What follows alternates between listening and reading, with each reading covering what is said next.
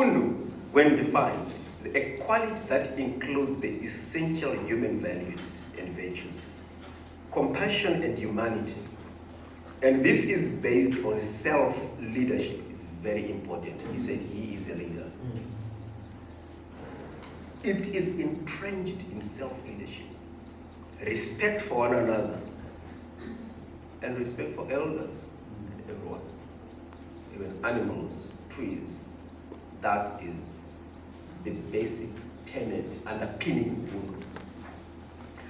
Desmond Tutu is an advocate of Ubuntu. He had this to say: a person with Ubuntu is open and available to others, affirming of others, does not feel threatened that others are able and good, for he or she has a proper self-assurance that comes from knowing that he or she belongs in a greater whole and is diminished when others are humiliated or diminished, when others are tortured or oppressed.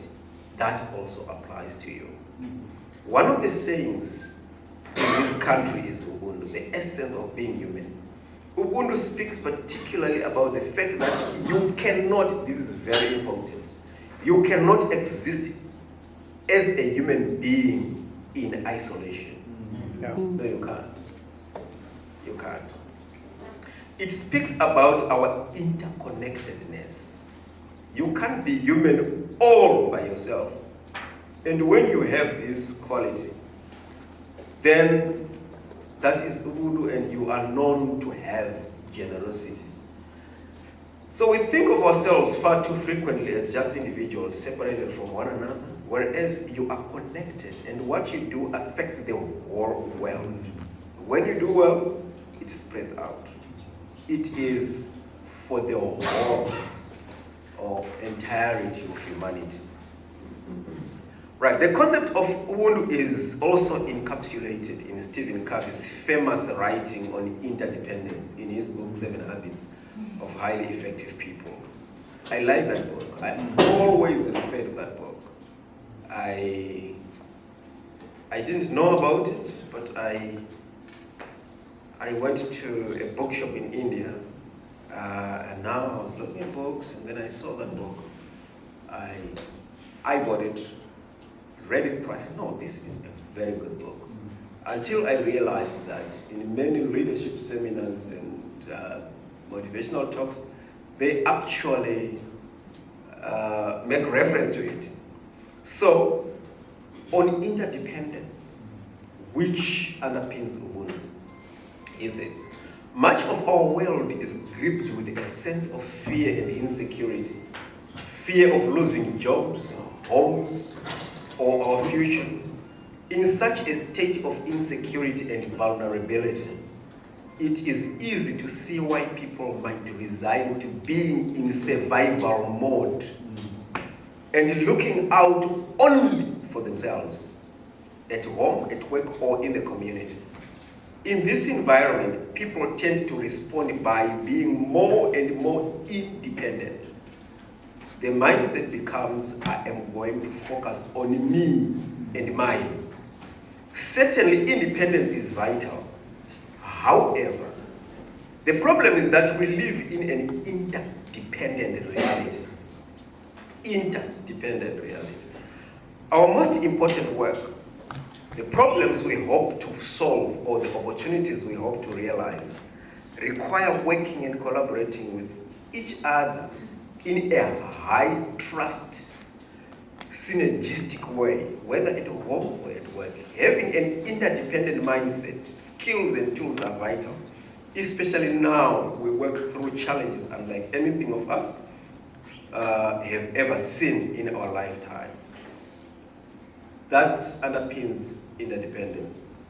Did you know in our African culture, there is no cousin? There's no one that we say cousin. We go to the Eastern Cape there and say cousin. There's nothing like that. Everyone is a brother, is a sister, isn't it? That is the bond. Right? And people from Europe, when they visit here, they get so confused that you have to want to take some compassionate leave because your aunt is passed away. The aunt, who is that? You know what? No, that is my brother, my mom's. They don't want to hear that. But that person is totally responsible for your upbringing. So we don't have cousins. Everyone, my sisters, children are my brothers and sisters, and that it ends there, isn't it? That is Ubuntu. And all right, now as I am concluding my discussion on Ubuntu is a concept that is kind of dying as we all are trying to embrace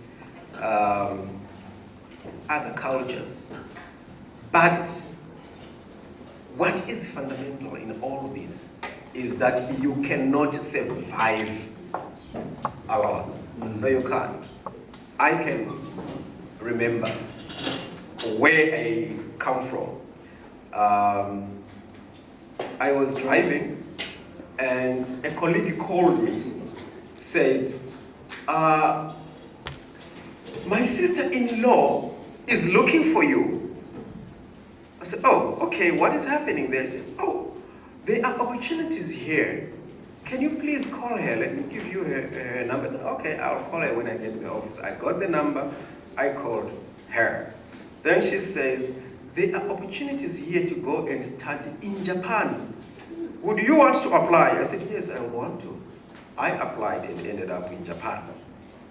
That was not my initiative, that was someone else's. I've been to so many places in the world, and it has been through interdependence. You know, within the spirit of Ubuntu, I said I grew up in a very rural boy. We would go out in the fields, right, during the time of harvesting normally.